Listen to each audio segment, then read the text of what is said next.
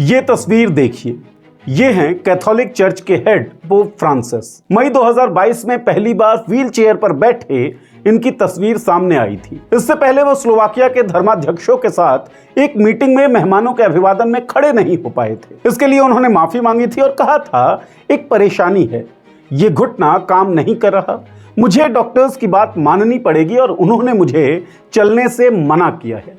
अब इन्हें देखिए, ये हैं पादरी बजिंदर सिंह।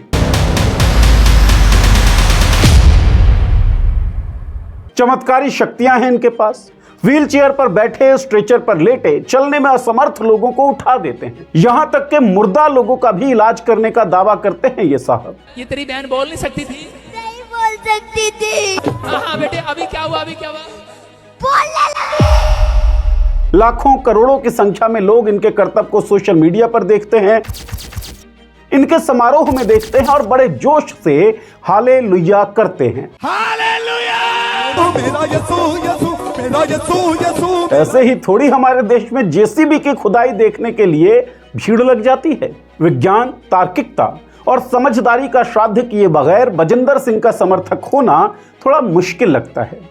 लेकिन बजिंदर के साथ मंच पर छोटे बड़े नेताओं से लेकर पंजाब के मुख्यमंत्री भगवंत मान तक दिखते हैं। झगड़ा, बलात्कार और हत्या के आरोप प्रोफेट बजिंदर सिंह पर लग चुके हैं।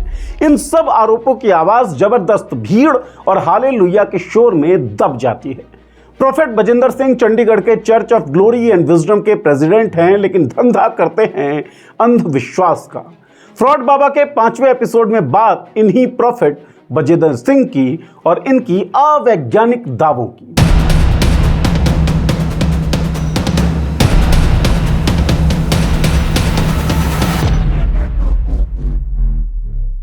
नमस्कार, मैं हूं नीरज और आप देख रहे हैं मॉलिटिक्स। बजिंदर सिंह का जन्म 10 सितंबर 1982 को हरियाणा के यमुनानगर के एक जाट परिवार में हुआ। इनके पिता सरकारी नौकरी किया करते थे और बाकी परिजन खेती। पंजाब पुलिस की इंटेलिजेंस रिपोर्ट के अनुसार बजिंदर को एक हत्या के मामले में संलिप्त होने के आरोप में गिरफ्तार किया गया। परिवार वालों ने बजिंदर को छोड़ दिया, अबेंडन कर दिया। द प्रिंट की एक रिपोर्ट के अनुसार इस मामले पर यमुनानगर के पुलिस अधीक्षक कमलदीप गोयल ने कहा कि जानकारी तत्काल हाथ में नहीं है और वह इसकी तलाश करेंगे जानकारी की। पंजाब पुलिस की इसी रिपोर्ट के अनुसार जेल के दिनों में ही बजिंदर का झुकाव ईसाई धर्म की तरफ हो गया था। रिहा होने के बाद क्रिश्चियनिटी को फैलाने का फैसला किया बजिंदर ने। 2008 में बजिंदर सिंह ने धर्म परिवर्तन किया और 2012 तक लोगों को ठीक करने के लिए छोटी छोटी सभाएं आयोजित करनी शुरू कर दी, हीलिंग सभाएं। इस मामले की जानकारी बजिंदर सिंह की वेबसाइट से भी मिलती है। इस वेबसाइट में लिखा है, मैं गलत संगति में चला गया और 4-5 साल तक मैंने कई लोगों को पीटा। मेरे स्वभाव में ये सब आ गया था। एक बड़े झगड़े के कारण मैं 1.5 साल जेल में रहा। तब मैंने उस भगवान की खोज शुरू की। मैं दुष्ट शक्तियों को देख सकता था, वो मुझे जेल में भी मारती थी। इस वजह से मैंने आत्महत्या करने की भी कोशिश की। मेरे माता पिता और रिश्तेदारों ने भी मुझसे जेल में रहते हुए दूरी बना ली थी। मैं डिप्रेशन के कारण मरने के बारे में सोचता रहता था। रात में मुझे बहुत डर लगता था। मैं पूरी रात जागकर बाहर निकल जाता था। जब मुझे डर लगता तो मैं सभी देवताओं के नाम लेता, लेकिन फिर भी दुष्ट शक्तियां मुझे परेशान करती। फिर किसी ने मुझे बाइबल दी। किसी ने बजिंदर सिंह को जेल में बाइबल दी और बजिंदर सिंह का झुकाव क्रिश्चियनिटी की तरफ हो गया। उनमें चमत्कारिक शक्तियां पैदा हो गई। बजिंदर सिंह ने अपनी पहली सभा जालंधर के ताजपुर गांव में की थी। शुरू में ये जालंधर जिले के एक चर्च में पादरी थे, लेकिन 2015 में चंडीगढ़ चले गए और बाद में चंडीगढ़ के church of glory and wisdom के अध्यक्ष बन गए। इसके बाद उनकी सभाओं में हजारों लोग आने लगे।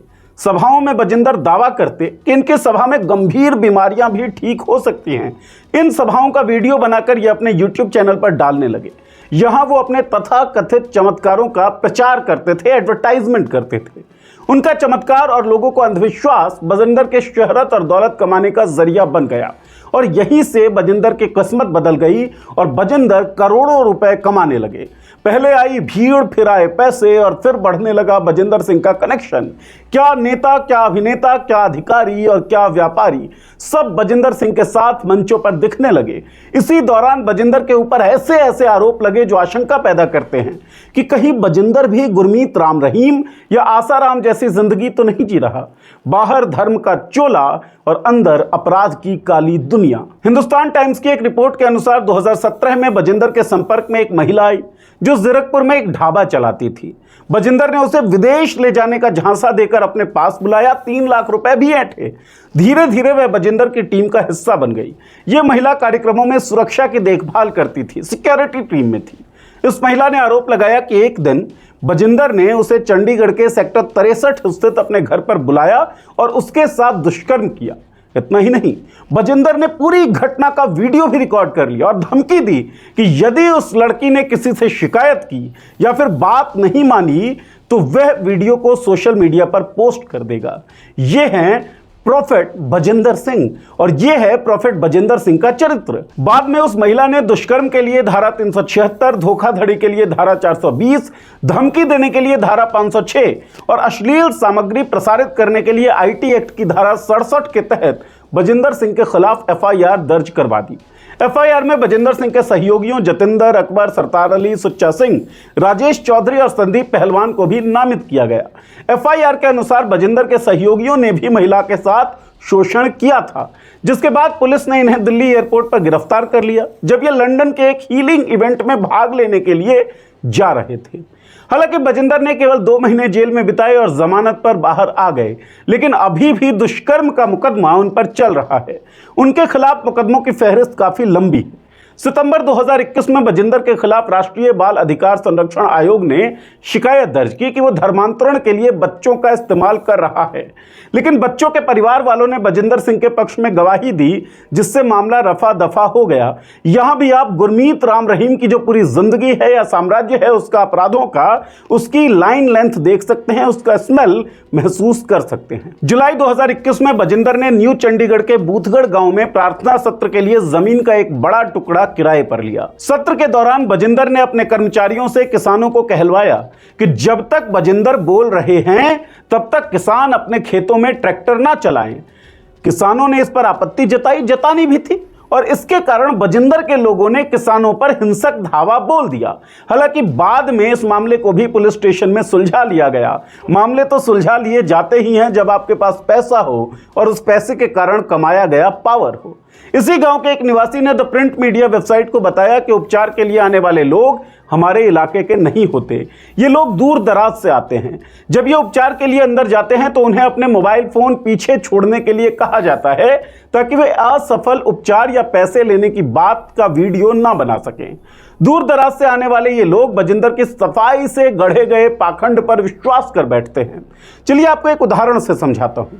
मुंबई के रहने वाले एक परिवार की 17 साल की बेटी को कैंसर हो गया।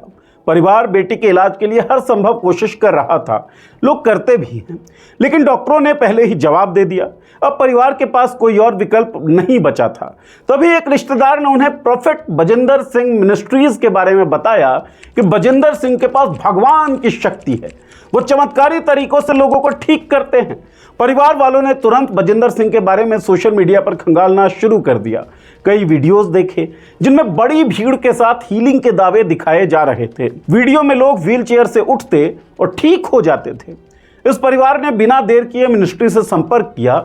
मिनिस्ट्री ने बताया आपकी बेटी के लिए चमत्कारी प्रार्थना होगी और इसके लिए 80,000 रुपए का दान देना होगा। परिवार वालों ने अपनी बची हुई जमा पूंजी और रिश्तेदारों से उधार लेकर ये रकम जुटा ली और पीड़िता को बजिंदर सिंह के प्रार्थना कार्यक्रम में ले गए। वहां का माहौल उत्सव जैसा था, भीड़ थी, म्यूजिक था और बजिंदर सिंह के आशीर्वाद की प्रतीक्षा कर रहे लोग थे। इसके बाद पीड़िता को मंच के पास ले जाया गया, जहां बजिंदर सिंह ने घोषणा की ये बच्ची ठीक होकर जाएगी, भगवान की कृपा इस बच्ची पर होगी। लेकिन प्रार्थना के बाद भी पीड़िता की हालत में कोई सुधार नहीं हुआ। मिनिस्ट्री के लोगों ने परिवार से कहा आपको विश्वास बनाए रखना होगा, प्रार्थना जारी रखें। लेकिन कुछ हफ्तों बाद पीड़िता का निधन हो गया, वो मर गई। दुखी परिवार ने जब मिनिस्ट्री से संपर्क किया और अपने पैसे वापस मांगे तो उन्हें चौंकाने वाला जवाब मिला। मिनिस्ट्री की तरफ से कहा गया कि अगर आप कुछ 1000 रुपए और देंगे तो हम आपकी बेटी को वापस जीवित कर देंगे, ये भगवान का चमत्कार होगा। परिवार को अब समझ आ गया कि उनके साथ ठगी हुई है। उन्होंने स्थानीय पुलिस पर शिकायत दर्ज कराई। जांच में पता चला कि बजिंदर सिंह और उनके मिनिस्ट्री पर पहले भी ठगी और अंधविश्वास फैलाने के आरोप लग चुके थे। उनकी कथित चमत्कारी हीलिंग महज एक दिखावा थी, जिसके जरिए करोड़ों रुपए कमाते थे, छापते थे। कुछ रिपोर्ट्स के मुताबिक बजिंदर सिंह मिनिस्ट्री ने साल 2017 से 2021 के बीच 24 करोड़ 50 लाख रुपए जुटाए।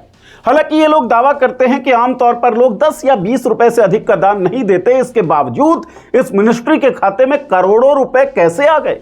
बजिंदर सिंह के महंगे कपड़े, बड़ी गाड़ियां और निजी सुरक्षा के साथ एक आलीशान बंगला कहां से आया? सवाल यह भी है कि जब बजिंदर सिंह जैसे लोग इस तरह का फ्रॉड कर रहे हैं तो लोग फिर भी इनके पास जा क्यों रहे हैं? इसका बड़ा जवाब है अंधविश्वास। बजिंदर सिंह की मिनिस्ट्री की सफलता का बड़ा कारण उनके सोशल मीडिया नेटवर्क भी है।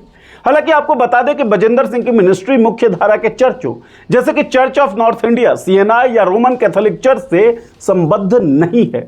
बजिंदर सिंह की प्रार्थना सभाएं न केवल भौतिक रूप से बल्कि ऑनलाइन भी लाखों लोगों तक पहुंचती है। इस काम में बजिंदर सिंह का साथ दे रहे हैं नेता और अभिनेता। बॉलीवुड सेलिब्रिटीज के पास जबरदस्त लोकप्रियता और प्रभाव होता है, और जब वो किसी व्यक्ति, ब्रांड या विचारधारा के समर्थन में आते हैं तो उनका प्रभाव लाखों लोगों तक पहुंचता है। इसी प्रभाव का उपयोग पादरी बजिंदर सिंह अपने प्रचार और लोकप्रियता को बढ़ाने के लिए कर रहे हैं। उनकी सभाओं में चंकी पांडे, आदित्य पंचोली, अरबाज खान, जया प्रदा और राजपाल यादव जैसे चर्चित चेहरे मौजूद रहते हैं। एक सभा में चंकी पांडे तो यहां तक दावा करते हैं कि बजिंदर सिंह के आशीर्वाद के बाद उनका करियर और बैंक बैलेंस बढ़ गया। यह सीधे तौर पर बजिंदर सिंह को एक चमत्कारी गुरु के रूप में स्थापित करता है। जब चंकी पांडे जैसा अभिनेता यह कहता है कि उनका गुड लक एक बलात्कार आरोपित अंधविश्वासी की वजह से आया, तो यह संदेश उनके प्रशंसकों और अनुयायियों तक जाता है। इसके जरिए बजिंदर सिंह की छवि एक ऐसी व्यक्ति की बनाई जाती है जो लोगों के जीवन को बदल सकता है। इसी सभा में बजिंदर सिंह चंकी पांडे की बेटी अनन्या पांडे के लिए 60 करोड़ के प्रोजेक्ट की भविष्यवाणी और आदित्य पंचोली के बेटे सूरज पंचोली के लिए आशीर्वाद उनको एक भविष्य वक्ता के रूप में प्रस्तुत करता है। इन भविष्यवाणियों का उद्देश्य आम जनता के मन में यह विश्वास पैदा करना है कि बजिंदर सिंह केवल एक धार्मिक गुरु नहीं बल्कि वे भविष्य की घटनाओं को भी देख सकते हैं और उनका आशीर्वाद सफलता की गारंटी है। सेलिब्रिटीज की मौजूदगी के साथ जो वीडियो और क्लिप सोशल मीडिया पर वायरल होते हैं वो बजिंदर सिंह की लोकप्रियता को और अधिक बढ़ा देते हैं। इस तरह के क्लिप्स न केवल उनके मौजूदा अनुयायियों को प्रेरित करते हैं बल्कि नई ऑडियंस को भी आकर्षित करते हैं। जब आम लोग देखते हैं कि बॉलीवुड के बड़े सितारे किसी धार्मिक नेता की प्रशंसा कर रहे हैं तो इसका एक मनोवैज्ञानिक प्रभाव होता है। और हमारा देश जिसमें इनकम डिफरेंस बहुत भयंकर है, इनकम डिस्क्रिमिनेशन बहुत भयंकर है, और जहां पर स्टार कल्चर है वहां पर इस तरह का इन्फ्लुएंस होना बड़ा आम है। इस तरह के बड़े बड़े सेलिब्रिटीज के साथ आने से यह धारणा बनती है कि अगर इन प्रसिद्ध व्यक्तियों को बजिंदर सिंह का आशीर्वाद चाहिए तो निश्चित रूप से बजिंदर सिंह कुछ खास होगा। आम लोग भी ऐसा मानने लगते हैं कि उनके जीवन में बदलाव लाने के लिए बजिंदर सिंह के पास जाना जरूरी है। लेकिन भोली भाली जनता यह समझ नहीं पाती कि बॉलीवुड सेलिब्रिटीज अपनी उपस्थिति और बयानबाजी के लिए भी शायद मोटी रकम लेते होंगे। अभिनेताओं के साथ साथ नेता भी इसमें पीछे नहीं है। लोकसभा चुनाव के दौरान बीजेपी नेताओं ने पास्टर बजिंदर सिंह की सभाओं का खूब इस्तेमाल किया और उनके साथ सोशल मीडिया पर फोटो शेयर की। गुरदासपुर से बीजेपी दिनेश सिंह बाबू अपनी चुनावी यात्रा के दौरान पास्टर बजिंदर सिंह की सभा में भाग लिया। अमृतसर से बीजेपी उम्मीदवार तरनजीत सिंह संधू भी पास्टर बजिंदर सिंह की सभा में शामिल हुए। संधू ने इस दौरान अपनी एक तस्वीर फेसबुक पर साझा की। बीजेपी के माइनॉरिटी मोर्चा के राज्य अध्यक्ष थॉमस मसीह ने भी पास्टर बजिंदर सिंह की सभाओं में भाग लिया। इसके अलावा भगवंत मान की तस्वीरें भी आप बजिंदर सिंह के साथ देख सकते हैं। बजिंदर के तरीकों में गुरमीत राम रहीम की झलक दिखती है। बजिंदर के ऊपर बलात्कार और हत्या के आरोप हैं। बजिंदर के पास कट्टर फॉलोअर्स की बड़ी संख्या है। बजिंदर के मंचों पर अलग अलग राजनीतिक दलों के नेता हैं, बड़े बड़े सेलिब्रिटीज हैं और इन सबके कारण बहुत सारा पैसा है। पैसा और पावर एक दूसरे को कॉम्प्लीमेंट करते हैं और यह गठजोड़ बहुत खतरनाक होता है। गुरमीत राम रहीम के केस में हम सब ये देख चुके हैं। बजिंदर सिंह का अतीत और वर्तमान दोनों पर सवाल उठते हैं। उनकी कहानी जो अंधकार से प्रकाश तक का सफर बताई जाती है वो दरअसल सफाई से गढ़ा गया छलावा सा दिखता है। मर्डर के आरोप में जेल जाने के बाद ईसाइयत की तरफ झुका एक बदमाश लड़का अगर चमत्कारिक हो जाता है तो पोप फ्रांसिस क्यों नहीं हो पाते? उन्हें क्यों व्हील चेयर का सहारा लेना पड़ता है? दरअसल अवैज्ञानिकता के बिना अंधविश्वास का धंधा फल फूल नहीं सकता। इसलिए फ्रॉड बाबा लोग चाहे वो किसी भी धर्म में हो, पहला हमला विज्ञान पर करते हैं, दूसरा हमला रीजनिंग पर करते हैं, जैसा प्रोफेट बजिंदर कर रहा है। किसी भी बीमारी, कैंसर, टीबी, मलेरिया, हृदय रोग, पैरालिसिस के इलाज का दावा आपराधिक है। प्रोफेट बजिंदर इस लेवल से भी ऊपर उठ चुका है और दावा करता है कि मृत इंसान भी उसकी सभा में ठीक हो जाते हैं। यह केवल मूर्खता नहीं बल्कि एक क्रिमिनल एक्ट है।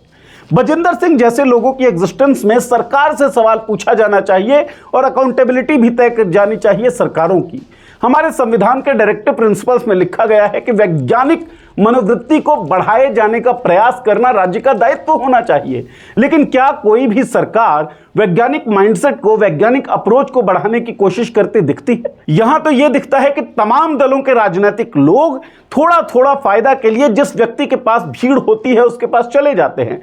यही गुरमीत राम रहीम के साथ था, यही आसाराम के साथ है और ऐसा ही कुछ प्रोफेट बजिंदर सिंह के साथ भी दिख रहा है। तो क्या सरकारें जिनकी जिम्मेदारी है देश का संचालन करना, उन्हीं सरकारों में बैठी जो पार्टियां हैं वो ऐसे लोगों को प्रमोट कर रही हैं, ऐसे लोगों का निर्माण कर रही हैं जो अवैज्ञानिक चेतना को फैला रहे हैं?